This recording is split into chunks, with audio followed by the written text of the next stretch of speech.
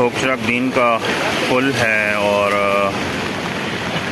बहुत ज़्यादा बारिशों के सबब लई फुल हो चुकी है। अल्लाह पाक सबकी हिफाजत फरमाए। और ये बहुत तेज़ पानी आ रहा है और आबादी में दाखिल ना हो जाए। सब दुआ फरमाएं कि अल्लाह पाक आबादी वालों की हिफाजत फरमाए और बारिश अल्हम्दुलिल्लाह कुछ थम गई है तो आसानी हो जाएगी। और ये सामने वाली साइड है, यहाँ पर भी लेई का पानी बहुत स्पीड से जा रहा है।